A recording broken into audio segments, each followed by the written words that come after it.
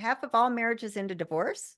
And the top three reasons why they end in divorce is infidelity, money issues, and incompatibility. So you think though, how much money issue might be underneath infidelity and might be underneath incompatibility in many cases. So money is a real issue in marriage. Like it's one of the top three reasons why people get divorced.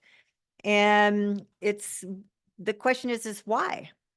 Why is money such a difficult issue in so many marriages that it's one of the top three causes of divorce? Now, maybe put in the chat button. Have you ever thought about thought about money in your marriage? Uh, has it been like a place of is it often a place of conflict? And you think about this, and I think for many of us, when you really look at this, you can see why it ends up divorce. And it's because money is this taboo subject. It's really hard to talk about in just general. So how are we going to get good about something if we can't just talk about things like money at the dinner table, for example? But then two, typically when it comes to money, opposites attract. So one's a saver and one's a spender. One's a risk taker and one's a security seeker. And then we grew up differently with money. Maybe in one household, we had parents who had real scarcity mindset and fought about it all the time. And, just it was always out in the open, but in a bad way. And in another family, their parents, it was swept under the table and never talked about that way. But it's always kind of this undercurrent of negativity one way or another. But the marriage is, we have so much trauma and baggage with money that we bring from our childhood that if we don't clear that out and really understand with our spouse kind of what their background is and try to understand each other, it's going to wreak havoc.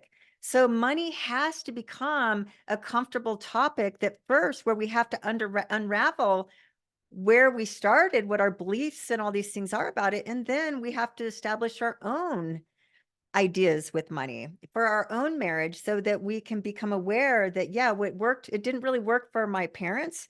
And I created this baggage of this really shitty money mindset and the different things. And you probably did too. So how are we going to clean all this up? So, but we have to want to do that because it's not going to happen accidentally. And here, 78% of couples feel financial stress in their marriage. 78%. And why? It's because in most marriages, the stress is caused from too much debt. I think many of us can relate to that. So, debt, a lot of personal debt is really stressful. And then it's paycheck to paycheck. It's just like, hey, every month we pay bills, there's nothing left over. We argue over what to spend the money on when there's nothing left over. And when there's a lot of debt and paycheck to paycheck and there's incompatibility with money, there's something called financial infidelity. And financial infidelity means that we're not being honest with how we're spending money in the marriage. And so many times one spouse has an extra credit card. I've worked with many couples where they tell me like, hey, Christina, I've racked up like $30,000 of debt and my spouse doesn't know about it. And, and it's not like it's a bad marriage or anything, but that's financial infidelity. Or parents are giving, stepkids money and different things and not being honest about it. So that's a form of infidelity. For example, financial cheating is when we're doing things and the other person doesn't know. And then where we see that really wreak havoc is when people do get divorced and then they're fighting over the money and it's ugly and you're getting attorneys and the attorneys get all the money, so on and so forth. So it's just to understand that money is one of these things that if we want a really good, solid marriage, we want to tackle this money thing. All right, slide deck not visible. Okay. All right, well, let's try to fix this. Oh, you know why? I'm so sorry. All right, try this again. There you go. All right. So just so you can see that, pretty easy.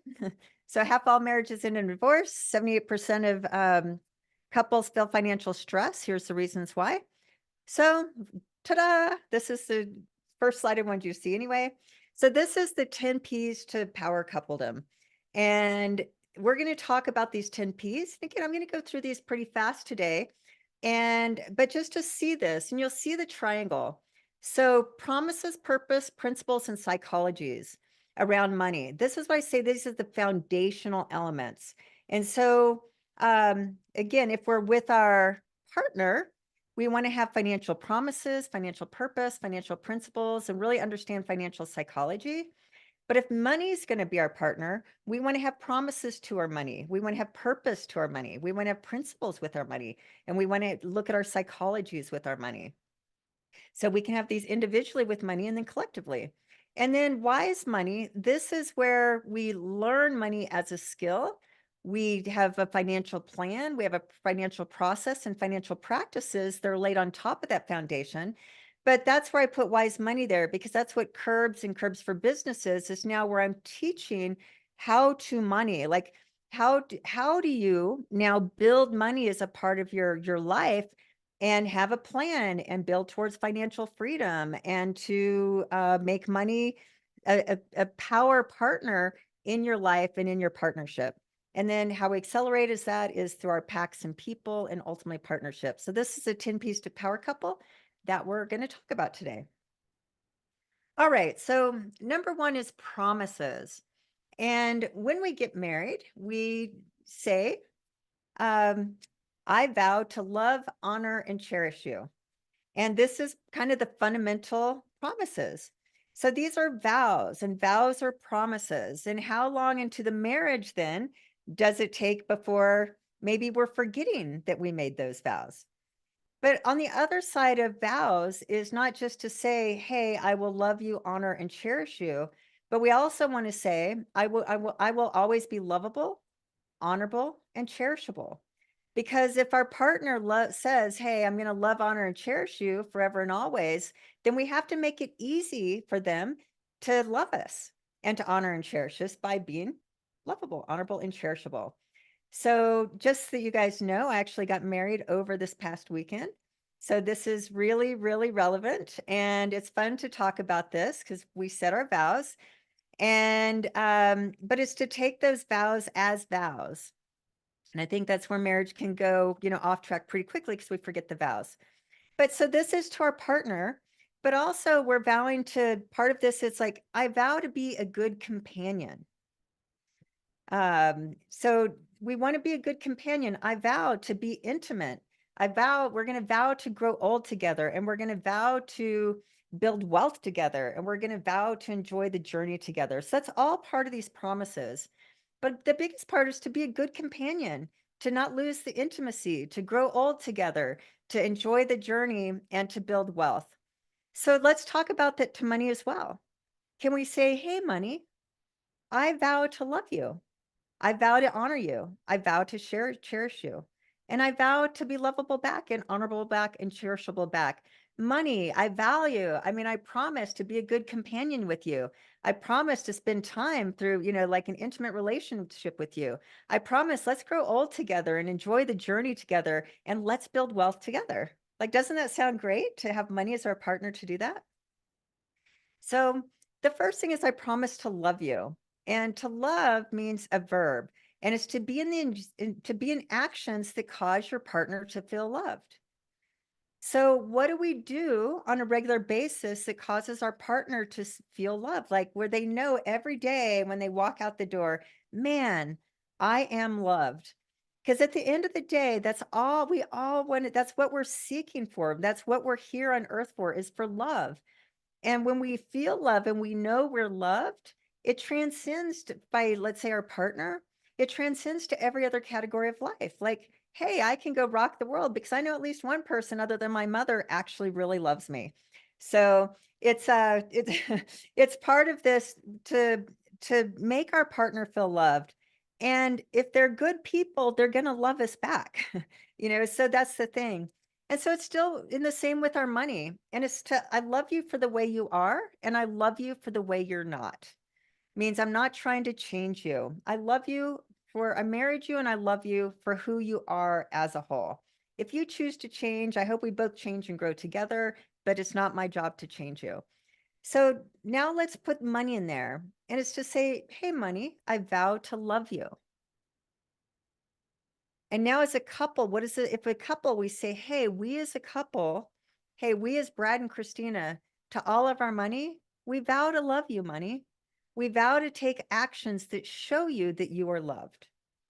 So imagine now, kind of put all these things together. And I think as we go through these 10 P's by holding all of these different relationships between ourselves and with money, how powerful this can be. So then the next vow is I promise to honor you. So to honor means to hold in high regard.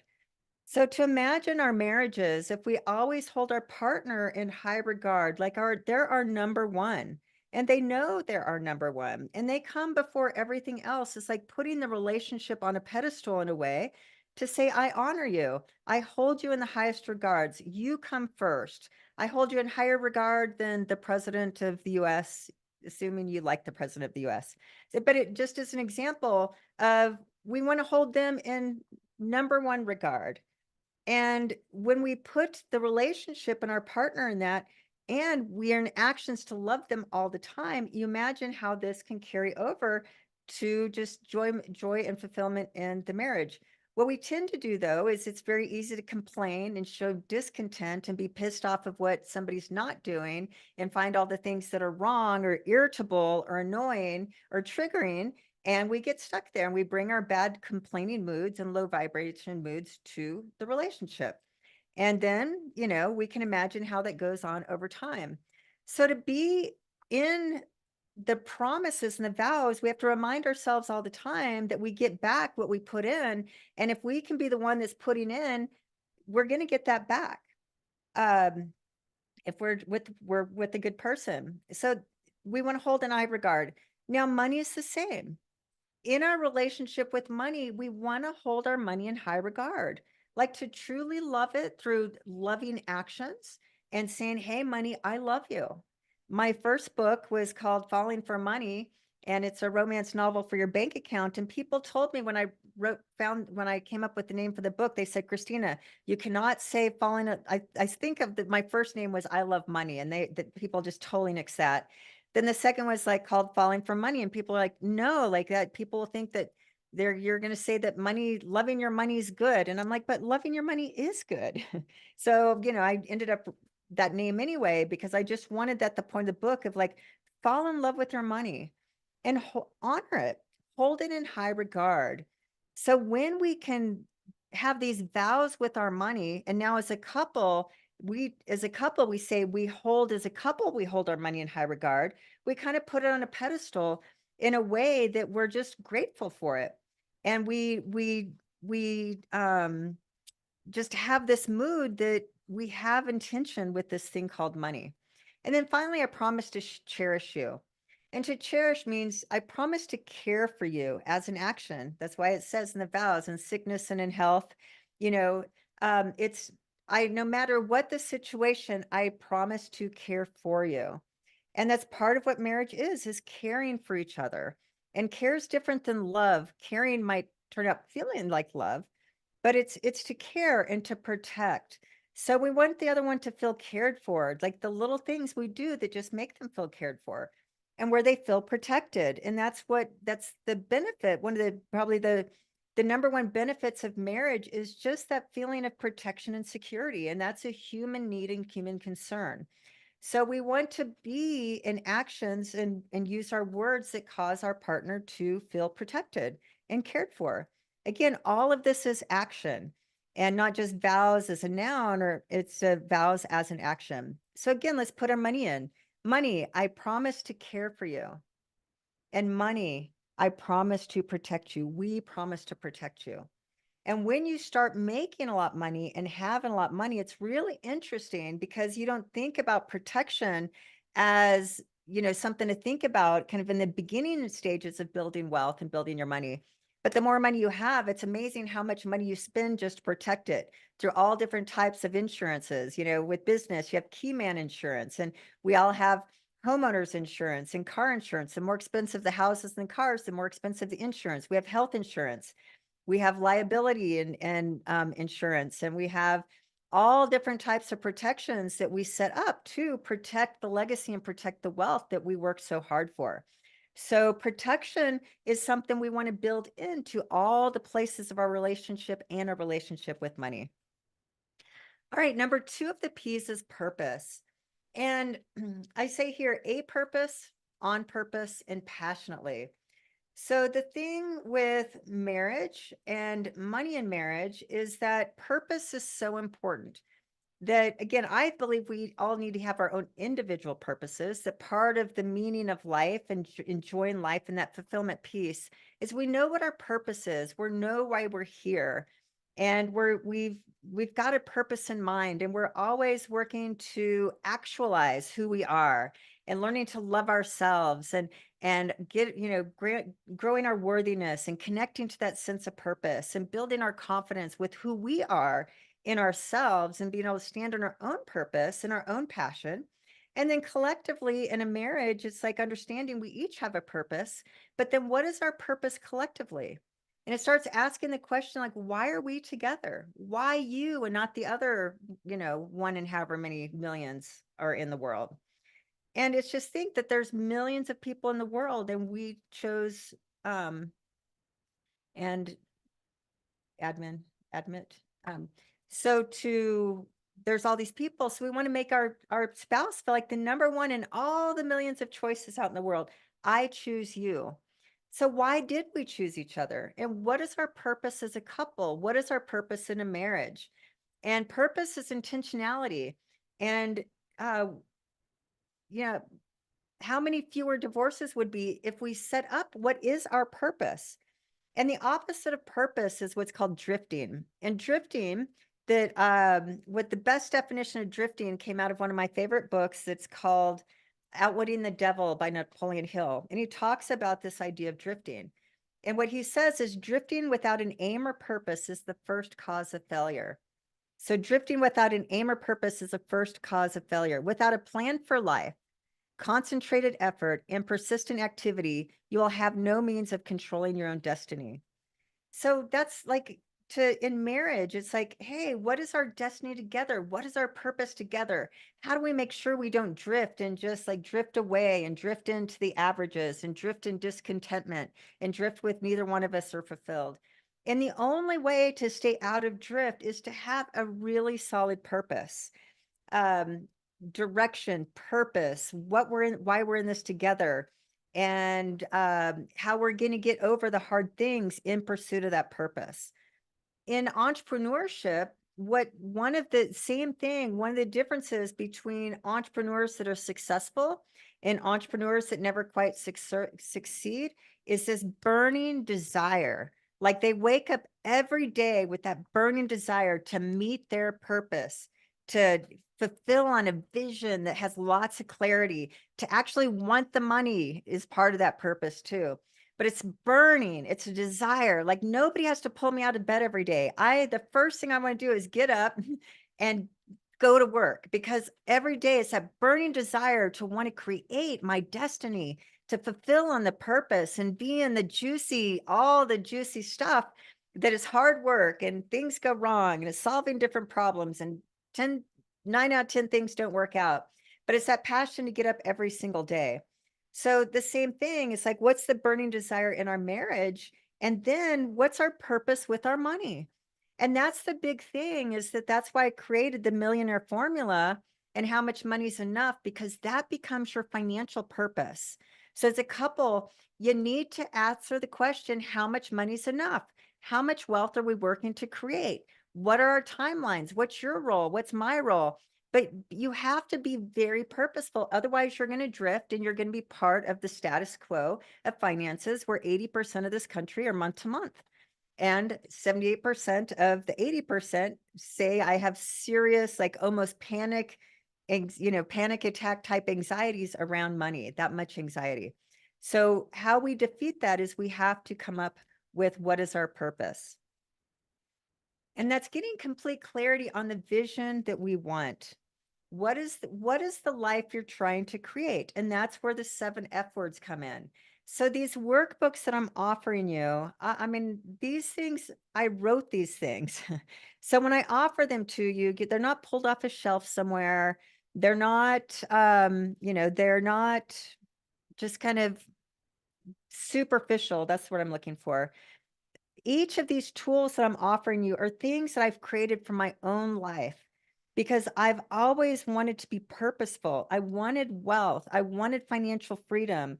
And so I've read the books, I've studied, I've been through the hardships, getting back up, doing it again, figuring it out. So these tools that I offer you, like these 2 workbooks that I just mentioned, these are things I created in my desire to architect my own good life and to live a good life and be successful and have wealth.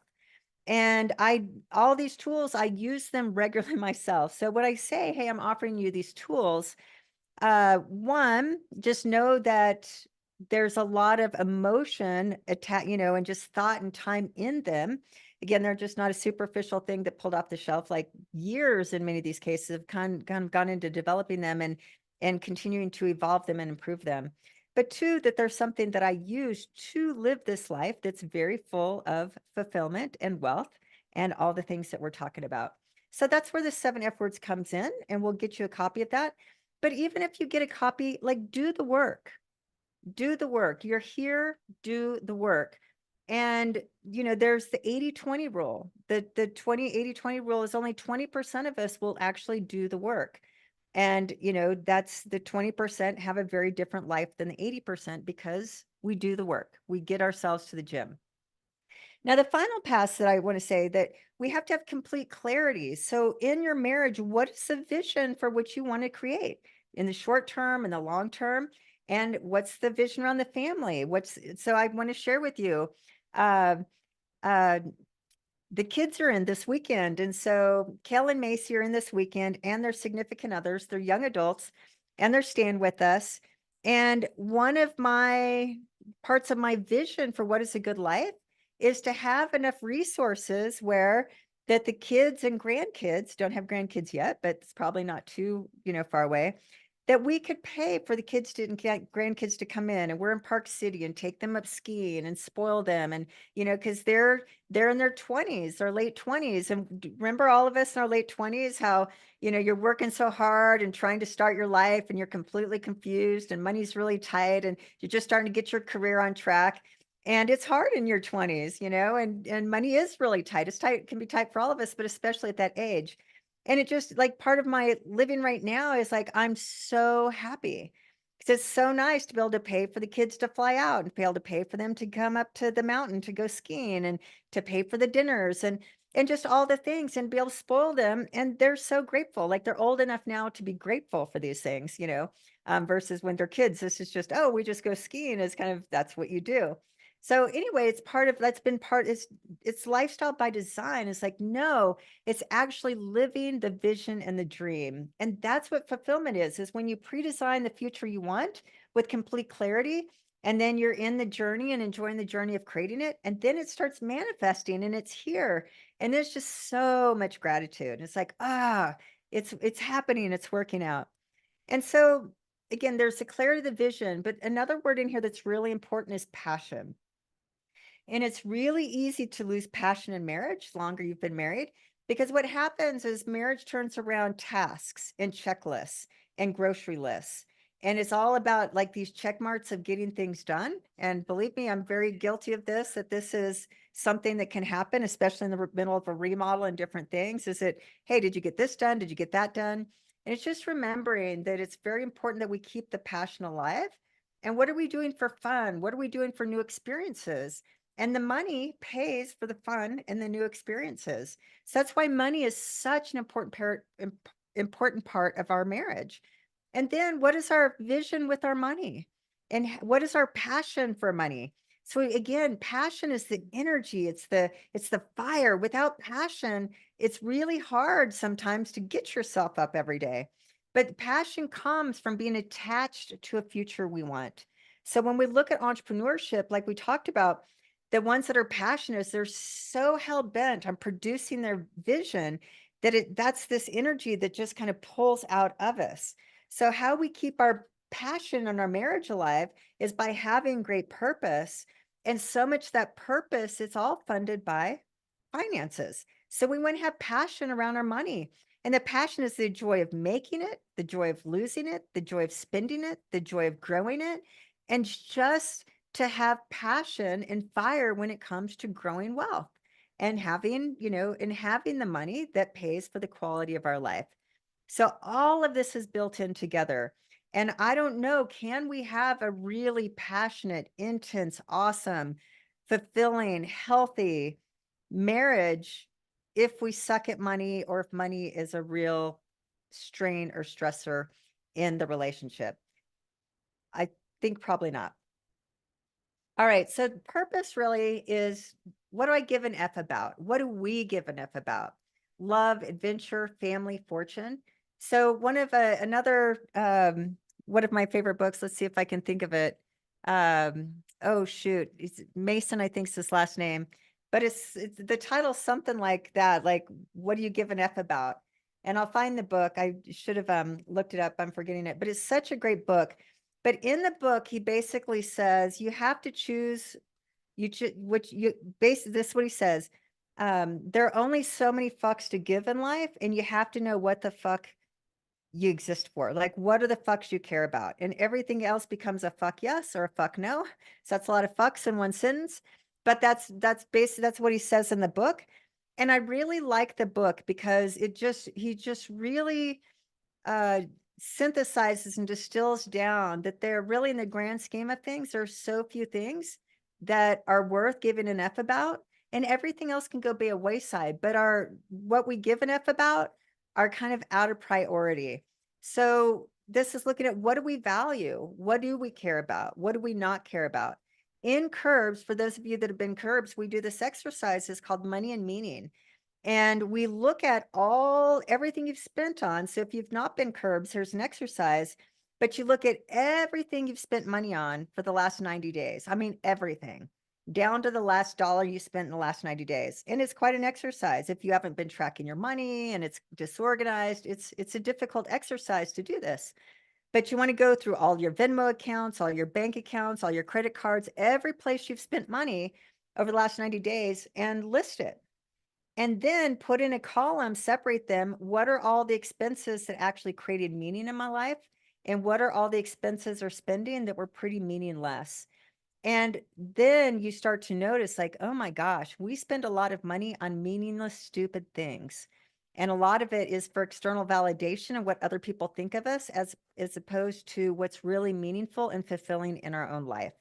So we have to know, one way we use money to show what our actions say we give an F about is to see where you're spending your money. And you can start to see by doing these exercises that we're spending money on things that are actually causing us more stress versus more fulfillment. All right, number 3 is principles. And I love, there's a guy, his name is Jim Quick, and he's one of my favorite people. I did a lot of work with him. It is KWIK. And he said this, he says, behaviors follow beliefs. And I thought, oh my God, that's so true. So, the consequences or results we get in our life are a result of our behavior. So our behaviors are either turning out a life we want, or it's turning out a life we don't want. It's as easy as that, because it's our actions and behaviors. So if we are continuously, overweight, it's like, what behaviors are keeping me overweight? Oh, well, I'm eating a lot of junk food. I'm not exercising. My behaviors, I'm very sedentary. I'm not getting very good sleep, XYZ. We can see the behaviors. So the only way to change the outcome, if we want different outcomes, is we have to change the behaviors. Oh, I have to change the behavior from sitting on the sofa and playing Candy Crush to getting my ass to the gym and moving my body. And I have to change the behavior from eating junk food to eating high, nutrient dense, healthy food. So it's always a change of behavior. So people come to me all the time and they'll talk to me about, hey, you know, Christina, can help you change your financial situation. And they won't sign up to work with me, usually because of the price. And it's like, but what's the price of staying in the same behavior? You're clearly in the behaviors that have the financial situation that you have, but you're not going to ever change the behavior if you don't know how to change the behaviors or what behaviors to change. But what comes before that are beliefs. So our behaviors come out of our beliefs. And so we have to look at what are our beliefs about marriage? What are our beliefs about relationships? And what are our beliefs about money? And so we have to look at these beliefs. And then as a couple, we need to say, what are our couple principles? What do we choose to believe to be true? What values are we going to live by? And do we have? And Brad and I, before we got married, I mean, this is all the work that we did was looking at what are our individual beliefs? What are our collective beliefs? Are there any beliefs that we want to let go of?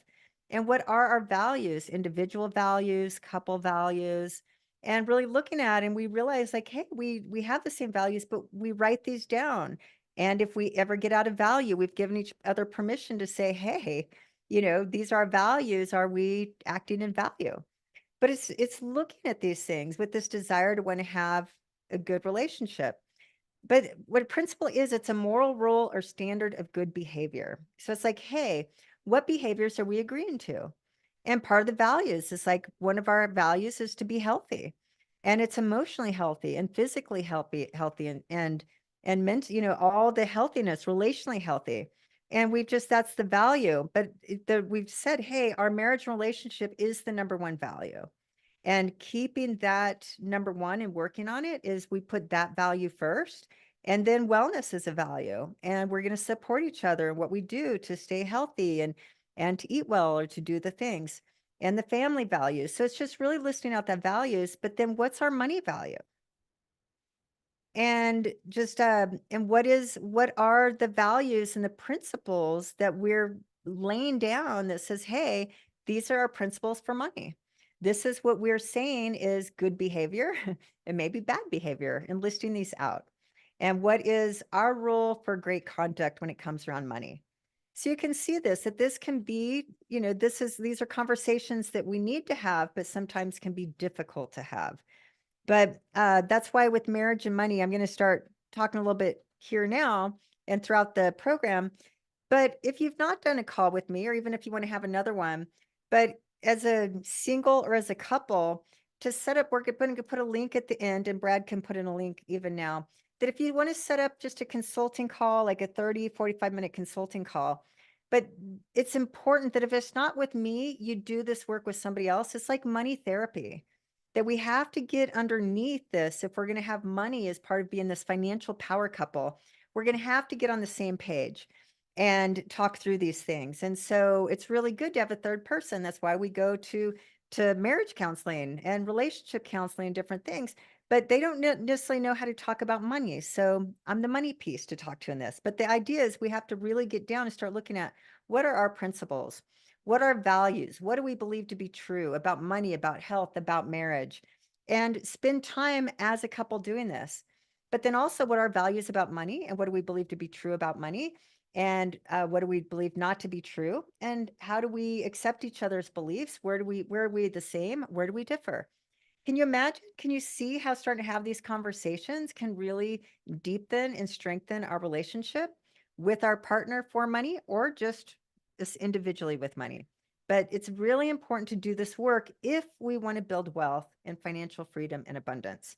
I was listening to this podcast on Tom Bilo, and just got into like 10 minutes of it. I don't even know who the name of his guest was, but it's his most recent podcast interview. And we listen to podcasts all the time. It's something too that Brad and I really enjoy doing, is that we both listen to the same podcast separately, and then we come and talk about them. So we really enjoy that when we're cooking and different things, just to always bring in some growth and some really fun conversations in. But this guest was talking about, and it's funny because I've heard myself say that this exact same thing, but so many people I listen to, like, they just say it so much better than I do, more eloquently, or I don't know, but I'm thinking, man, he just says it so well. But he was talking about, we just kind of live in this world of these general terms, and it's the spiritual metaphysical side. And he said, this is all important. And you've heard me say, if you've gone through my programs, you've heard me say these same things. But it's really easy, and I'm going to say even more so for women than men, and especially women, where we like these words when it comes to money, like abundance, and freedom and greatness and I don't know, help me out with some other words there. But they feel good. They're these high, even love and honor and cherish. They're great words. And in abundance is a part of financial freedom, but it's the mindset piece. But it's just the metaphysical piece. But it's like it's not that it's easy. It still takes work because going from a scarcity mindset to an abundance mindset is work. And to have wealth and to be able to enjoy the wealth in a healthy relationship with money is having an abundant mindset. And it's, like I said, it's growing to that. But just having an abundant mindset doesn't make you rich. And that's where it messes up because we're kind of taught to believe like, hey, just get in the vibration of abundance and just uh, call it in and all the money's going to land in. But that's just part one. The part B is the work part. The manifestation doesn't come like it drops in your lap. We create an abundance mindset and freedom and get attached to the passion and the desire to want the feeling of these things. But then it's the practical parts that actually combine with the practical pieces of creating money and managing money and growing money and talking about money and doing the work here that I'm sharing with you. It's those two combined that actually is the power. So we don't want one without the other. And if it's just all practical without the gratitude and the abundance and the freedom and the generosity and all these other pieces, then money just doesn't have fulfillment. You're just trying to get more money and it's absent of positive emotion. So it's these two things combined. But I'm going to say all that is that we have to do the work here if we want the true financial abundance that not just the feeling of abundance, but the actual abundance that shows up in our bank account. All right, 4 psychologies. So again, we're now still in these foundation elements of the 10 Ps. And so we need to work on these things first before we ever get to the top part of the triangle. And as part of the work in our marriage, our relationship, and I love working with couples before they get married, by the way, because if we do this work together, your marriage is going to be so much easier. Man, if I could do one thing, I would just work with engaged couples. If I could really tap that niche and actually make money as a business doing it, I would just work with engaged couples because I know by virtue of doing this work as an engaged couple, we're probably going to give their marriage, I don't know, 20, 30 more points of percentage points of success of marriage. Because when we can make money, the part of the fabric of the marriage and these 10 Ps and going in and doing all this pre-work, I think we're just going to take so much of the future stress out of the marriage. And part of that psychology is most of us have been traumatized when it comes to money. I don't know about you, but those of you that have worked with me have heard my story. I mean, money was so traumatizing as a kid for me. My parents screamed and yelled about money. They were both alcoholics. They would throw things, but money as a kid, it was so scary. I mean, my little brother and I would like sit under this little kitchen table, like in this travel trailer sized trailer we lived in, and just terrified of my parents scream in this teeny tiny little environment. And a glass would shatter across the wall because they'd been drinking. They weren't abusive parents, they weren't mean parents, they weren't any things, but they had alcohol issues. But money, we were very poor and they fought constantly.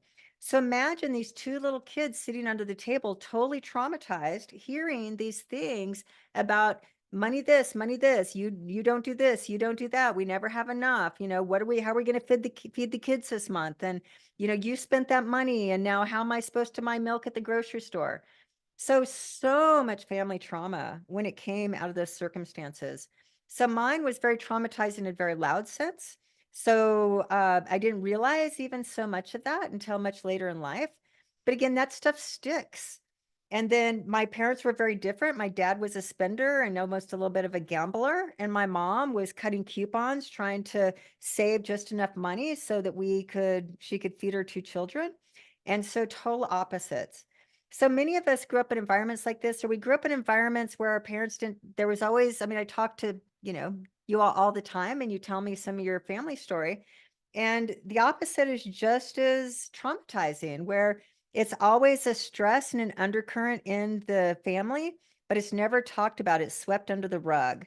And then others have been environments where money controlled the parent, controlled the other parent, and even controlled the kids. Like, hey, using money to buy love, and so is only worthy. You know, you only felt worthy if the parent bought you things according to X, Y, Z. So anyway, we want to look at the trauma and our mood around money, our psychology around money, and as a couple, and we need to heal these traumas, and we need to clean them up, and we need to, like anything, we need to um look at what mood do we bring, what traumas do we have. And part of our job in our marriage is let's heal these together. Let's work on it together. Let's learn money together. Let's get out of these patterns, because we're all showing up to adulthood is the pattern that we developed as kids. So again, just really looking at what are our psychologies, how do we clean them up? And again, what's our money mood set and our mindset, and how are we going to heal this together? Let's do it together. And if we're not together, how do we heal these things on our own, so that even if we're single, imagine if we've healed all these money traumas, how much better we're going to show up as a partner in the future. All right. And psychology is around feelings. Like, honey, how does money make you feel? How does, how do anything put in the X make you feel? And to really start to get intimate and vulnerable around these types of conversations.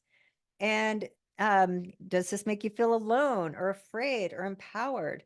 I heard something, I don't know where we heard it. It probably maybe is a podcast again, but it's that underneath everything, men feel afraid, but men aren't supposed to be afraid.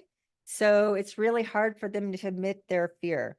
So what I see when people show up to calls in my consultations all the time is that, I mean, I get every type of circumstance, of course. One of those that is very prominent is where the woman is doing all the money, kind of the finances.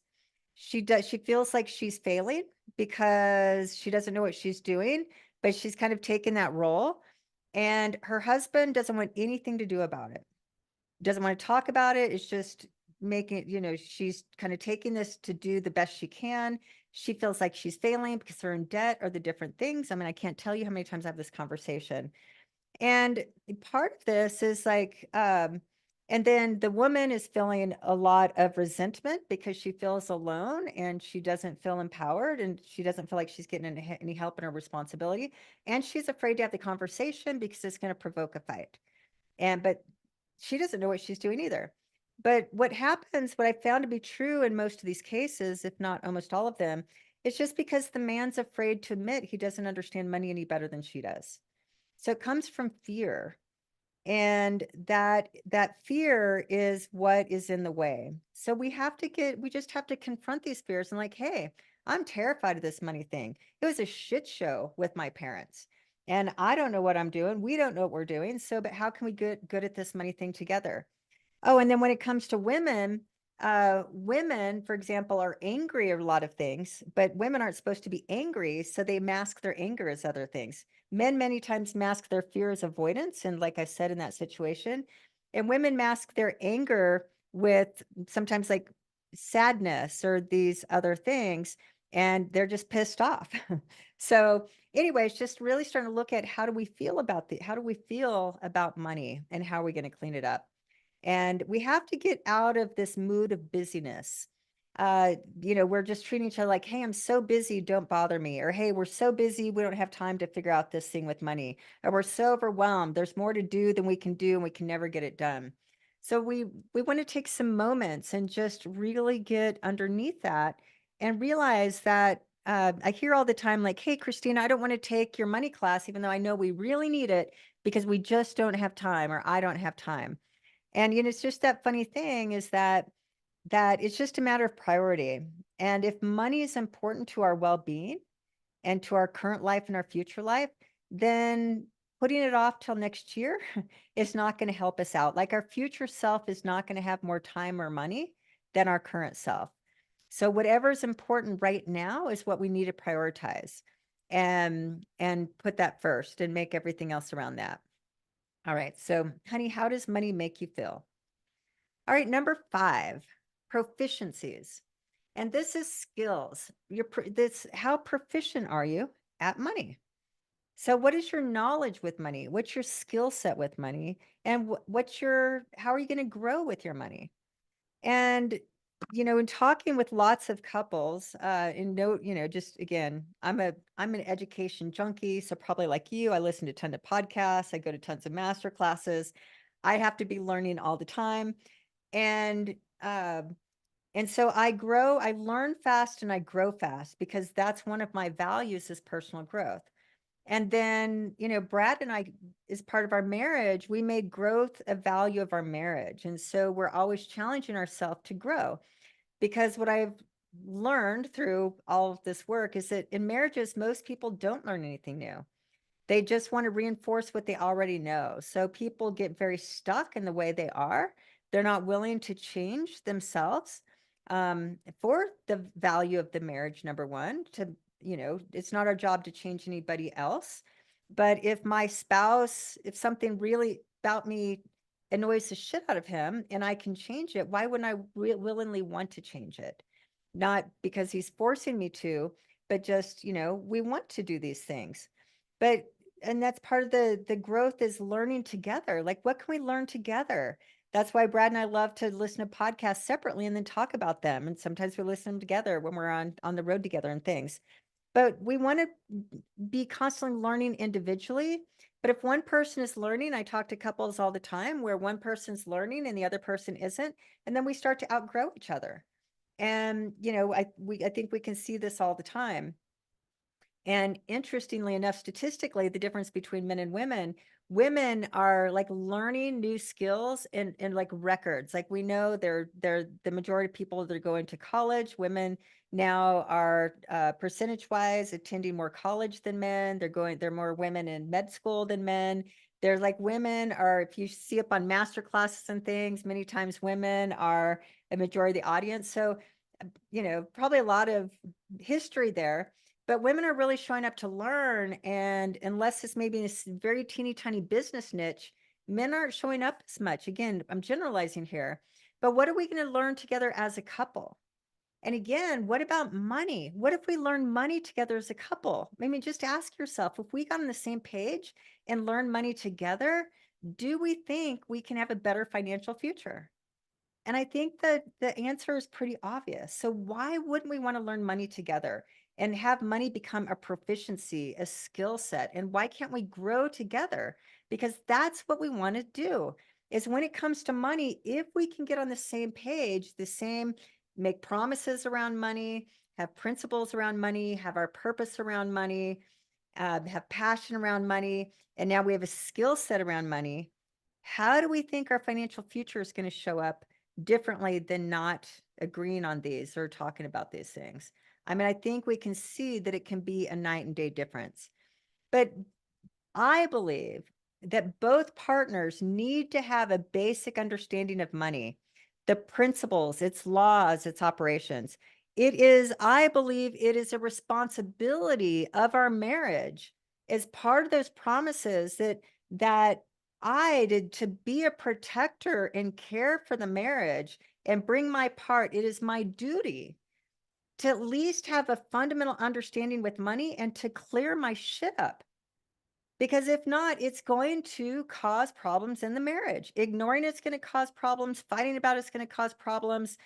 Not understanding is going to cause problems. Nobody know what they're doing is going to cause problems. And guess what? It is not going to work itself out over time. You're going to be fighting about these things 20 years from now for the same things because it's all fundamental and underneath. And what's subconscious is what rules our lives. So I believe both partners need to have a basic understanding. And if both partners don't, then one needs to say, hey, I've totally got it. And the other one has to fully trust that person and give them the 100% power if that's the case and not complain about it. But what happens too, there's another thing in marriage and money, and it's where money keeps the marriage uh, out of balance. So there's a power differential in many cases, not all, but just historically, since men made the money and made more money, that became the financial power struggle, is that because the man, and I'm generalizing, but made the money, and women didn't really understand money, there was a vulnerability there, and it kept the marriage out of balance. And traditionally speaking, when the man was maybe making the money and the woman was staying at home, and then, but the woman maybe paid some bills, but she didn't know where the money was. She didn't, if something happened to the man, who knows what would happen. And that's what we call out of balance, out of power balance. And for money, we want the marriage to feel equivalent from a power level. So even working with couples in a traditional marriage, I said, hey, that's great, but let's set up the different roles. And if the man is, in this case, lots of stay-at-home men now, so it could be the opposite also. But let's just say that the man is out making money and making a really good income. That's his role. His role is to make the money and to be very serious about that according to the goals and intentions and purposes that they set out together. And now he makes it and she manages it. Now, if she's really great at managing the money, his job is to earn money and to grow the earnings, and her job is to build the wealth. So imagine now she is managing the money, she's learned how to invest the money, and she's building the net worth and the nest egg on the side and taking care of that, paying the bills, but building. She bought the first piece of real estate and the second piece of real estate and the third piece of real estate. So now, in a financial sense, like in a traditional marriage, as an example, by breaking up the duties, because we have the same purpose, we want to be financially free and be able to retire in a certain number of years, and we want a $2 million net worth, and we want these things. Now, there's a power balance that they're both super important in creating the overall dreams of the couplehood. So again, it's just to look at, hey, are we having power struggle, or are we in power balance? And it's really important. Money really can throw things out of balance. And when it doesn't feel balanced and one has more control, power over the other, it doesn't feel good.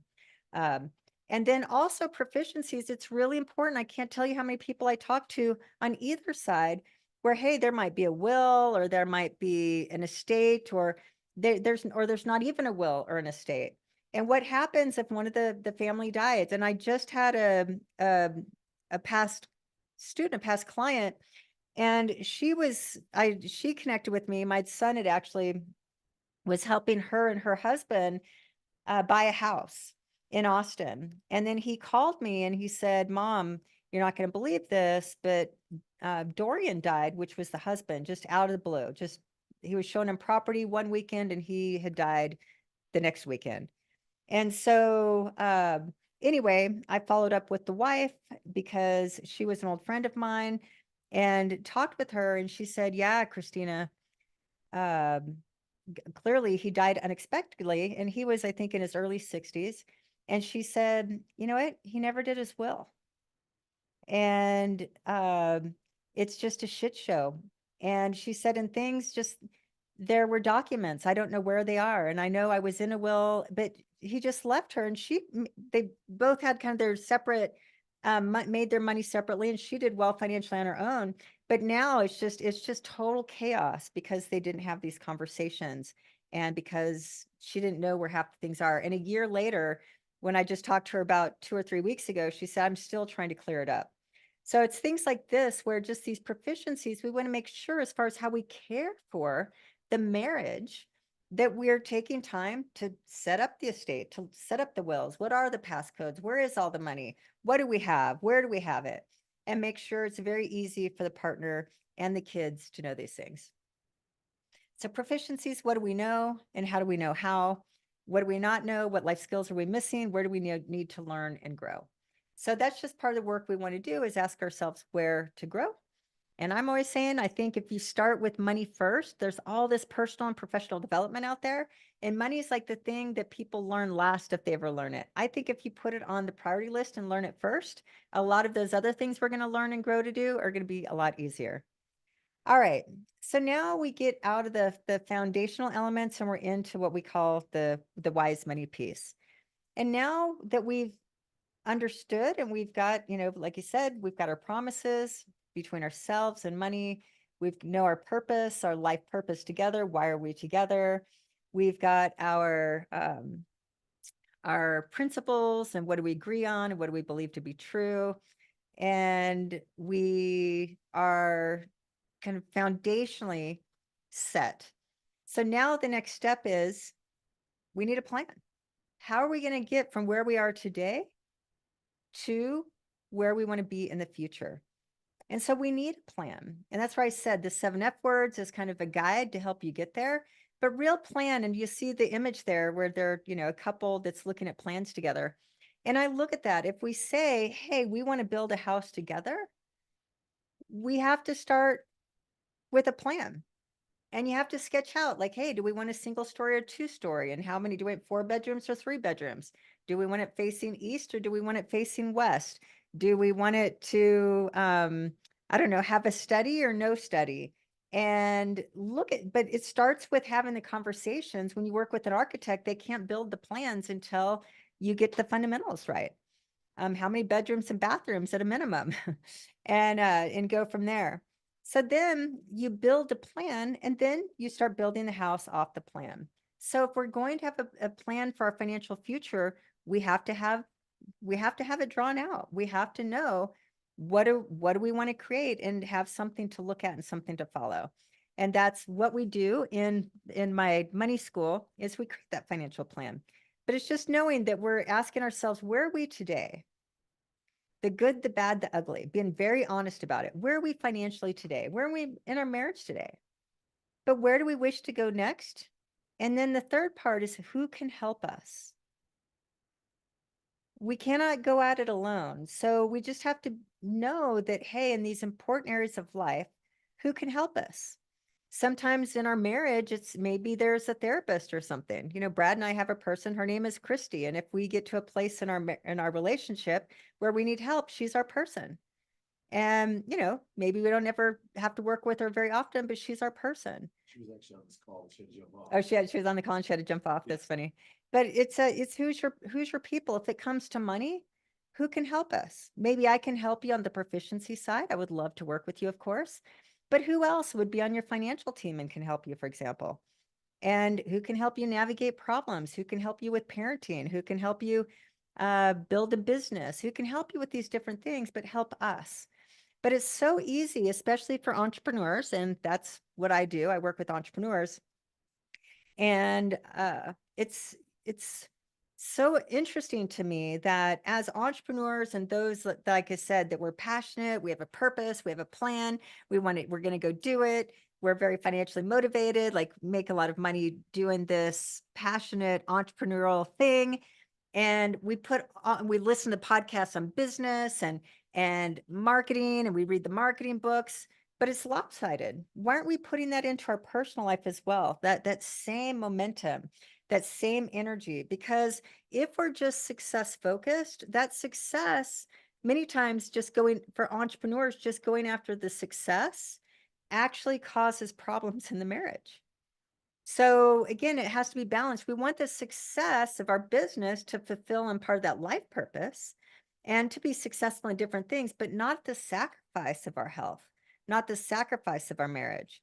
But when our marriage is very clear about the money we want to make in the business and we're on the same page now versus, hey, fighting with a partner, you're working so much, for an example, it can be like, how can I support you? Because we're in this financial plan together and this is how much money we need to make. So I know you're doing your part to create part of our financial future.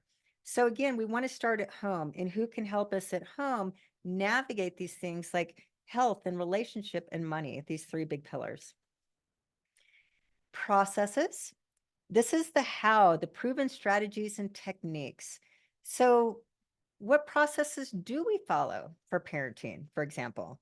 That I grew up, I think, like I told you, my parents were not good role models for parenthood. Number one, they were alcoholics, like I said. 2, they just were never home. I just say neglect was how I would mention that. Went home, total latchkey kid, but went home, never saw my parents. Sometimes I wouldn't see them. Funny story, not funny, haha, but funny, true, is that my brother and I, that he was younger than I was, but at night after school, I'd always play sports and I'd get home. I'd usually end up pulling something out of the freezer and put it in the microwave for my brother and I to eat. But we would call, and back then it was dial phones and even busy signals. That's how old I am. But there were 3 bars. I grew up in a small town, and there's these 3 bars in the town. And one was called Bowler's Bar. I remember Bowler's Bar. I can't remember the name. One was Viviano's. There's the third one I can't remember the name of. And so pretty much every time after school, we were kind of getting time to get ready for bed almost. Neither parent was still home. And again, we're young. I'm probably middle school, definitely middle school, about the 3 years younger. And it would just be, I'd be calling the bars to see what bar they were at, to see when they're going to be home. So Bill Bowler owned Bowler's Bar, and I'd say, and he'd answer the phone, or his wife would answer the phone, and they were there all night too. The whole small town were probably alcoholics. But I'd say, hey, Mr. Bowler, is my mom or dad there? He'd be like, oh yeah, honey, Jim, your daughter's on the phone. Or he'd say, no, honey, no, I don't know where they are tonight. They're not here tonight. So small town, everybody knew who we were, but it was not a good example of parenting. So when, I had kids, I knew I only came from a very poor background. I mean, I didn't grow up with any good example, and I wanted to change the trajectory. Like I didn't want to be the parent, and I kind of knew that I'd have to learn something new. And so I'd learned about this thing called Marie Montessori, and I think we've all heard of Montessori schools. But I read the book, her first book, Marie Montessori, and then I realized, like, oh, this is a parenting process. This is like a guide for parenting.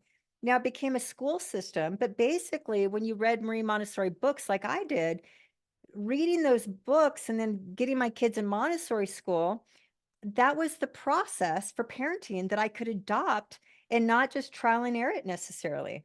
So I really embodied the Marie Montessori process, kind of mindset and process for parenting for me, because I had nothing else to work off of. And thank God there was that, because I don't know what I would have done. Probably just kind of done the same things my parents did, because that's all I knew. And that was my normal growing up. So it's like, what processes are we adopting? What strategies and techniques? And it shortcuts it. So this is what processes are. So people all the time, when they look at my money program and they're like, wow, that's expensive, and so they don't do it, they don't realize that investing in a process, in a proven technique that makes people financially better and far more well off by understanding this than not, they're shortcutting years, making maybe decades. And so it's very inexpensive. When you look at, you're probably going to be stuck in the same place 5 years from now. So do it now. But if it's not my process, choose processes that you follow in life. And those are those blueprints, those strategies, the techniques that work. They've worked over and over for others. So why not for you too? And then get really choosy who you follow and invest. It's the standing on the shoulder of giants that, hey, others have done this before you. So choose your people wisely, choose the who wisely, and study, be good students. Find your mentors, find the mentors that share the processes authentically, genuinely, that are present, that have a track record, and choose the people that have created what you want. Don't buy into the hype and bullshit, because everything is one big fucking commercial out there. And everybody's trying to get your attention, and everybody's trying to get your dollar. And so you have to be really prudent. And it's easy to buy everything and look for all the shiny pennies and fall victim to the best marketer. And in many cases, the best marketers aren't the ones to be buying from, right? So some of them are, but most of them aren't. So choose your person, but choose your person in these different categories of life that you can relate to, resonate with, that you believe are telling you the truth, like they're the real deal, and invest with them, but not because they're a celebrity and a superhero. Invest with them because they're sharing with you their process, and learn from them, learn their process, implement the process, and then you don't need them anymore. And then you move on to the next thing in life you're going to study. So that's what I did. Like I've studied and I've studied the processes of others and been a student. And now I get to be the teacher because I took what my teachers and mentors taught me. I studied and studied and studied and implemented, and then it worked. And now I get to be the teacher. And what's interesting today is that my mentors, who are about a decade to 15 years older than I am, they're all retiring now. And so it's an interesting time for me because I've been such a student of life. Like I've just wanted to do, I just wanted to have a good life. I was on somebody's podcast uh, probably about a month ago, maybe not even that. And her name is Wendy Papasan. And Wendy has a real estate company in Austin, and she knows me from like 25 years ago when I was just starting real estate and she was just starting real estate. And again, she's got one of the most successful real estate teams in Austin, Texas. And anyways, on our podcast, and she was saying yeah, Christina, I just remember like back in the day, you were just such a student. You just studied under Gary Keller and you're always in the front row and you're always asking the questions. And I was like, yeah, because I knew I didn't know anything. And if I wanted to be successful, I wanted to learn from the best. And that was Gary Keller back then, who was the founder of Keller Williams, who's now a billionaire. And, I got to be a mentee of his, like he worked with me. But it was going and just saying, hey, it's just like, teach me what you know, like I can learn from you, like look at who you are and what you've created, and just always having that spirit. And that's just gone on. But Gary's just basically chairman of the board now. He's semi-retired. And then Keith Cunningham, another mentor of mine, he just retired. Toby Hecht, another mentor of mine, he just retired. And I could go on, but it's really interesting, this timing, that all my mentors who helped me develop into who I am today, personally and professionally, and as a businesswoman, um, I would not be where I am today without them, but they're done. And so now it's like I even have this next kind of passion to say, hey, I want to now be the legacy, is kind of continue their legacy in a way with my own spin on it, like how I've made it work in my life to help others. But again, you have to love the process and study the process. And Curbs is my money process where I teach you how to change your personal life, but especially your marriage if a couple, when it comes to money. All right. So part of the process, who do we follow? What process will we follow in these most important areas of life: wealth, health, marriage, parenting, and business?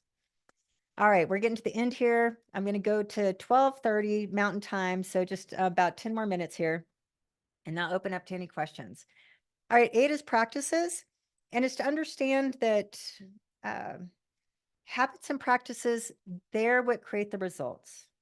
And so anything, like I said, we can keep going back, that if we have an outcome that we're not satisfied with, that our finances are not satisfactory, our marriage has got financial stress in it, we argue about money, or we just don't talk about it, we're not getting ahead.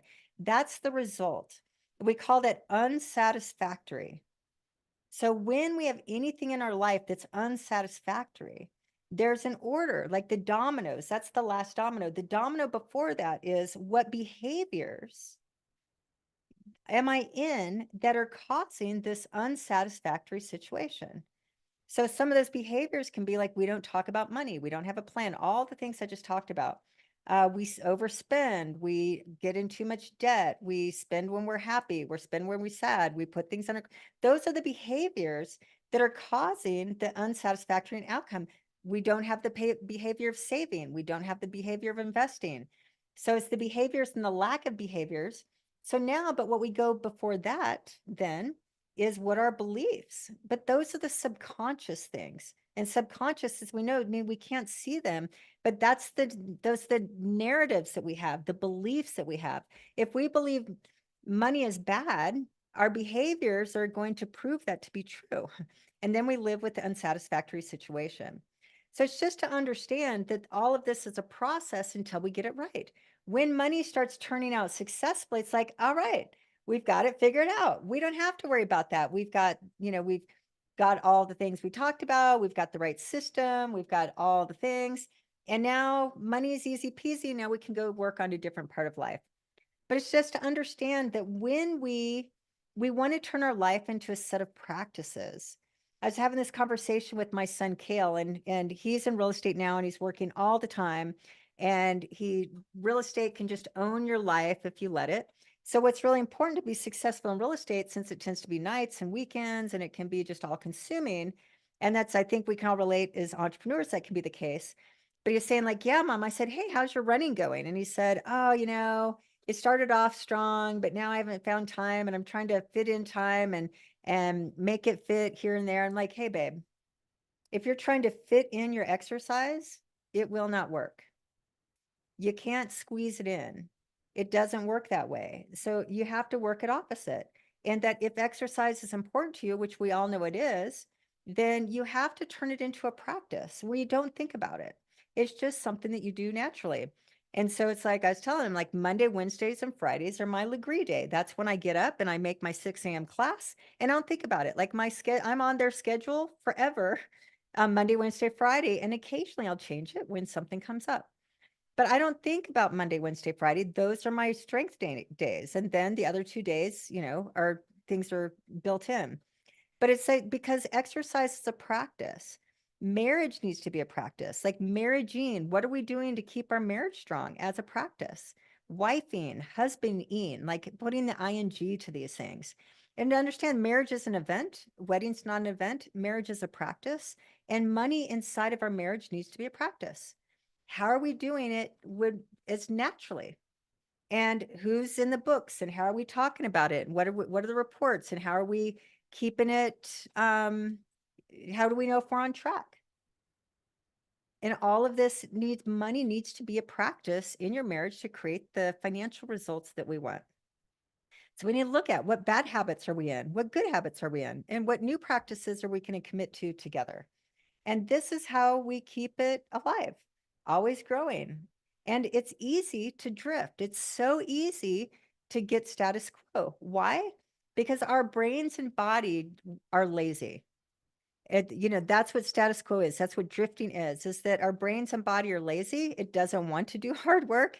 It doesn't want to get out there and exercise. It would much rather just sit on the sofa and not do anything. So that's what our bodies want to do.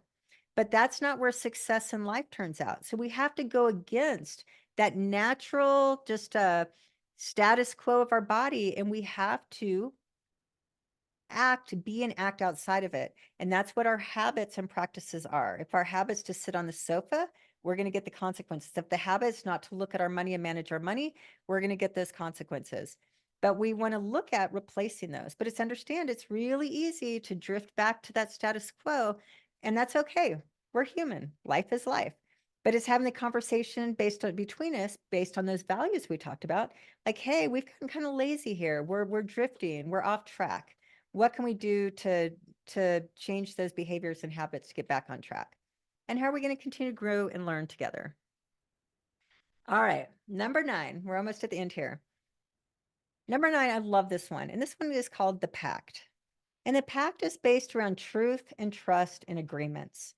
And I call this like the addendum of the marriage vows, the love, honor, and cherish. But our pacts are these agreements. And I think it's just really important to have these agreements, this addendum to our vows. And it's how do we continue, like they're agreements in a way that means that it's always producing more trust. Because what breaks relationships up is a breach of trust. And when trust is breached, it's really hard to get it back again. So trust is the most sacred piece of any marriage. But it's trust in all different things. Of course, there's trust and fidelity. If fidelity is something as part of your values of your marriage. But what are we doing to cause trust? It's like, hey, look at my phone anytime you want. Not because nobody doesn't believe somebody here, but it's just like, hey, you can trust me, like all this out in the open, or you can trust that I'm going to do what I say I'm going to do, which is basically what trust is. But you can trust me with the money. You can trust that we're in this together and I'm doing my part. But that trust is created based on our pacts and what we believe to be true. Some pacts are like, hey, I manage the money and that's the pact, and I'm going to do a report every single month, or whatever the case is. But it's just to make sure that you have these pacts and these agreements that you just can take out some of the thinking. So what are your pacts inside your marriage, and what are your pacts around money? And so pacts around money, it can be like, hey, neither one of us are going to spend outside of what we say we're going to spend. And our pact is, hey, you're making it and I'm managing it. Our pact is, hey, we're going to be making it together and talking about it. Or, our pact is like, hey, we're going to make sure we're going to fund this dreams bucket and we're going to take a trip this year. And we're going to hold that as a pact and agreement. We're both going to do this.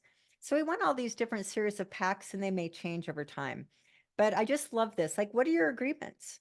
And what are your agreements together with money? And what is your pact with money? Like, what is your agreement with money? My agreement with money is I love spending time with it, and I'm in there enjoying it, and I'm in there moving it, and I'm in there growing it. And it makes me happy to do that for the family. So I'm doing it because I love it, and I have a really healthy relationship with money. But part of my role is a wife and a mother, and being that I love the money and I'm good at it because I got skilled at it. I certainly didn't start out this way.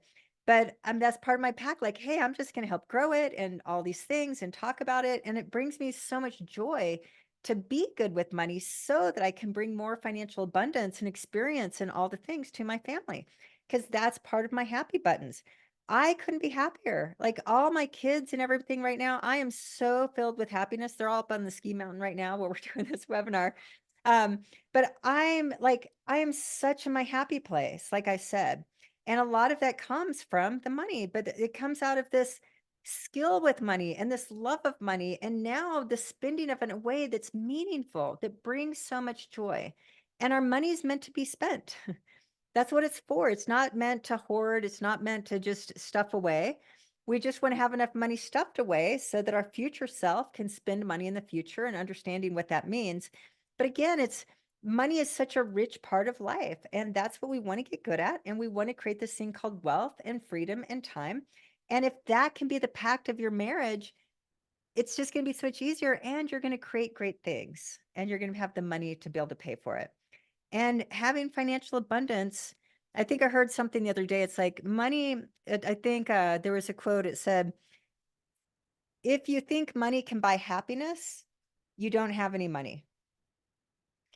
If you think money can buy happiness, you don't have any money. So I just really love that quote. That was good. I think that came out of the Tim Biley podcast, the man he was interviewing, because it's true. Is that I've been broke many times in my life, more than once in my life, like total paycheck to paycheck. You've heard the stories. I've practically been bankrupt. I've had millions, lost it all, and had to completely start over, and talk about sucky and scary.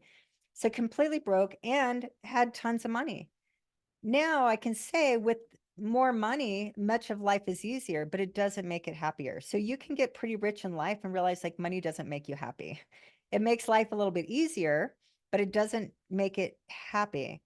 Happiness is created by all the things we talk about, is knowing what is a good life.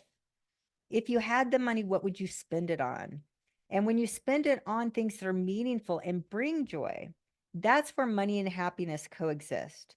So to have the money to bring my, if I just had, I don't know, let's just say it cost $15,000 to bring the kids out this week, and I'm making up a number. And that includes their flights, it includes the food, restaurants, ski tickets, all. Oh, and they brought their significant others. They both brought their spouses. So is four of them. So let's just say it costs $15,000. Now, just the $15,000 sitting in the bank account, it's, it's in a certain account for this, in the dreams bucket, but it can be sitting there. Yeah, that's some financial security or whatever. But if I just have the 15,000 or 15 million or 5 million or whatever the number, that's not happiness. The happiness is having the money earmarked and available without going in any debt, without it, causing stress anywhere else. Having the money available to spend it on what makes mom happy, and that's having the kids out here and being able to do this. That's what the money and happiness is, not the money, the experience. But it's being very clear is that this is what I want to have the money to spend on, because I want these types of experiences, because that's where my happiness and joy live. So that's where the money and happiness join up. So just having money, having a bunch of money and being sick isn't happiness. Having a bunch of money and being fully alone and nobody likes you, that's not happiness. It's money matching what brings you meaning, and having the money that can pay for the things that are meaningful. And that's why we do that meaningful meaning and money exercise. All right, so that's the pact. And just one more thing to say in here is that to remember that words are pacts. And words are so important. And how we hurt others is with words more than actions. And to have a pact that, for example, there's two things you can't take back. You can't take back time. So that's why we want to be just very intentional with our time. And we can't take back what we say. So that's why we want to be very careful what we say. And what we say to money as well, and time with money. And basically, money is time. So when we're looking at financial freedom, we're looking at time. All right. So finally, as we're coming out, circling around the corner here towards the finish line. So pact or to ask, what are your agreements and what do we agree to in order to be better? And number 10, ta-da-da-da. Number 10 is people. And this is the people in our life, the chosen who. And that's part of our marriage and our money. And it's who do we choose time? Who are friends? Who are families? Who are leaders? Who are mentors? Again, be selective, be intentional. And, it's funny, Brad, who came from a different money mindset when we first got together, and I'd love for him to share some of his stories sometime, maybe in the future. But, he'll tell the stories that when we got together, he had a really fixed mindset for money. He grew up and his family, his dad was a policeman and a chief of policemen. And, money was just kind of blue collar in a way, and that it was very fixed, and you just worked and you retired one day and maybe you got a pension, and you just lived off what you could live off of. And business was kind of, people in business were kind of greedy, and you had to sacrifice if you wanted to serve others. You had to be in education or some service type profession like law enforcement or teaching. And so he went into law enforcement, Brad did, then he went into teaching, and he was really working on his pension and retirement, and just realizing like, oh, that game. So there's a whole story there. But the thing is that, and you never talked about money. You just kind of did this money thing the way you do it. And it's kind of a very private thing. And when he first came to my life, like I was talking about money all the time. And my friends talked about money, and we talked about business. And we're talking about our net worth. And money was just such a free topic as far as my friend groups. And at first he was so uncomfortable. He's like, oh my God, like you guys are talking about money and business and talking about how much money you have in your accounts. And it was so uncomfortable for him. And now, like, he can teach this, like his money is a total different mindset now. But part of that is just because he really got to witness, like, oh, wow, Christina's in business and it's all about helping people. And she gets to make a lot of money doing it. Like these two can coexist. You don't have to like go into teaching where you make a lot less money to try to serve and to help. In fact, business can be this great way to help others and make impact. And oh my God, all our friends are very ambitious, but they're great people and they have good marriage vows. And they all talk about how their marriage all the time. So it's again the chosen who. So like we talked about before, who are the people we can have these types of conversations with? What groups where money is an easy conversation and where we can be real and authentic and vulnerable and truthful, and to develop those. And who are our mentors and who are advisors and who are teachers and who are coaches? Because when you set an intention to have a fucking good life, and it's my life, and I want it to be good, and I want the financial resources to live a good life, lived well, that's full of wellness, happiness, health, meaning, and the money. You can't do it alone, and you can't do what everybody else is doing. You have to do it differently. And it is a 10% rule, like, the top 10%, in financial terms. So if you want top 10% finances, you cannot do what everybody else is doing. You have to be intentional and really choose the life you want. And it starts with looking at your promises to each other as a couple and your promises with money. What is your purpose as a couple, individual and couple, and what's your purpose with your money? That long-term plan. What are your principles that within the marriage, and what are your principles for money? What are the psychologies and traumas and, all the shit show we all bring to the table, all of our baggage, and talk about it. And what are we going to do to clean it up? And what are we going to work on? One thing psychology wise in relationships, when Brad and I first got together, um, I think I'm a pretty amazing person, and I've done a lot of fucking work over my years because I came from a really shitty background, as I discussed. So I had a lot of work to do. And Brad had his own thing. He actually came from a neglectful family as well, interestingly enough. And we're such good people. We're both great people. We're both very loving. We're both very kind. All the things. And we both came to the table doing a lot of relationship work and wanting a really good relationship. And at first, and read the books, I mean, I can't tell you how many relationship workshops I've done. I've flown halfway across the world to do relationship workshops because I knew I didn't have a good background like with parenting. And so I did all these workshops and studies and different things and worked on myself, worked on myself, worked on myself. Well, Brad did the same independently. And when we got together, here's two people who've done a lot of work, cleaned up a lot of our shit, and much more so than I'd say, by far more than average. And we first got together, why we have Christy is our relationship person.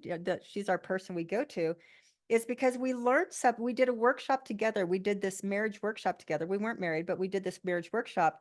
And we learned so much by going through this workshop together pretty early on. And what we learned is when we were having these conflicts, because we're both pretty independent minded, like, we're both strong people and confident and independent, and we've both been very successful individually, kind of in life and, career. And then we're getting in these like fights. And I mean, they were ugly fights. And we couldn't understand, like, why are we doing this? Because neither one of us, this is not what we want. This is not who we are. Like, why are we doing this? And we couldn't, we'd promised not to do it again because we're very aware this was happening. Again, like this wasn't out of ignorance. We both came to the table with a lot of study. And so then we went and Brad, actually, I think I found this book. Do you remember the name of the book? It's called Us by Terry Reals. It's a great book for couples if you've not read it. So I came across this book that a friend told me about. And so we read this book called Us by Terry Reals together. And it was so eye-opening, just the way Terry Reals put it. And then Brad, in total Brad fashion, because we're talking about it, he goes and takes action. And in Salt Lake City, right here close to Park City, he found Christy Gainsford, which uh, Brad can put you in touch with her if you want. And she's amazing. So Terry Reals has a very specific type of couples therapy, if you will. It's not really therapy, it's kind of couples workshop-ish type stuff. And so then we took a workshop that Christy did with her business partner. And oh my God, we learned so much in this workshop by doing this together. I'd done all this work individually. And I thought I was so enlightened and so much better for personal relationships. I'd done all this individual work. But then just, we couldn't figure out, as we two coming together as this couple with our individual pieces, why there were these issues were causing like these big fights that were sad, and made it scary. And so we took this workshop and we learned together. And that workshop changed everything. Like, I don't know, we talk about, like, we can remember last time we had a fight, for example, and, couples have fights and disagreements. Like, we just learn these skills. But by virtue of doing this workshop together, if I'd taken a loan like I'd have done previously, or he would have, it wouldn't have been the same. But that was a commitment that we did to put the relationship first. But we learned that there are these things called adaptive children. He's a survivor and I'm a survivor. We're all survivors. We came out of, our screwed up childhoods as adults, and we've succeeded in life to get to where we are today on this webinar, for example. But we still have these adaptive children. These adaptive children kept us safe when we were young. So we've adapted these subconscious behaviors that we adoptive children to keep us safe. And what happens when we get triggered, it creates our adaptive children come out. And my adaptive child causes me to retreat and want to run away. And his adaptive child would want to fight because I had to escape alcoholism. I had to run out of the house and escape because it was so ugly. So the only way to feel safe as a kid is I had to run away, like literally had to run away. And how he had to stay safe in his household, he had to fight to stay alive, basically. Because he had a brother that was really abusive, like an older brother that kind of beat the shit out of him. So he had to fight to try to stay alive. So he got this fighter adaptive child, and I got a runaway adaptive child. So imagine now this couple coming together when we get triggered. He wants to fight, and I'm running for the hills, and that's not going to work. But we learned this about how our adaptive children come out and then how to work with them and how to talk to each other and how to love the other adaptive child and the other one and not fight with them in the way that we do. And again, I'm just going into probably way more detail, but it's just to understand like now, and I remember they gave us this graph that, and you put yourself in the graph and just getting that visual, talk about a process. And they gave us a process for here's the map and here's the tools and here's the process. And we use it and it's like miraculous. And if we wouldn't have spent, I don't know, the $5,000 in the 3 days to do this, we probably would still be fighting in those same patterns. As much as we love each other and we're so meant to be, we're such a great couple, but I bet we'd still be in those adaptive children's subconscious behaviors. So again, it's just understand these psychologies, and then we gained a better skill set at relationship as us together, that might not work, again, all that work individually didn't matter. So that's a skill set. So what's our skills? What are psychologies individually that we need to clean up in our money? What is skill sets with marriage and parenting and skill set with money? What are our plans? Like, how are we going to get there? Like what, where from A to B, what processes we're going to use? Like we use Terry Reel's processes now to help us navigate if we get to a place of disagreement. But what's our processes with our money? And I love that about Brad. Like he's fully on board. We've got certain targets we're hitting and we've got the packs and practices. He's doing what he does and I do what I do. And all of this is very intentional. But our practices with money and how we grow it, our packs with our relationship and our money, and then the people that we are very selective with. And then at the very top there but I'm going about 10 minutes over, 15 minutes over. Hope that's okay. Is to get to this final piece where we call partnership. And partnership, this is what I call money and power in partnership.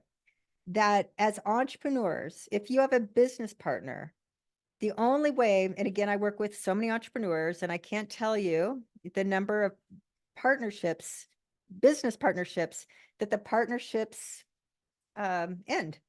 And it's like a divorce. It's a business divorce, and it can be very ugly, for example.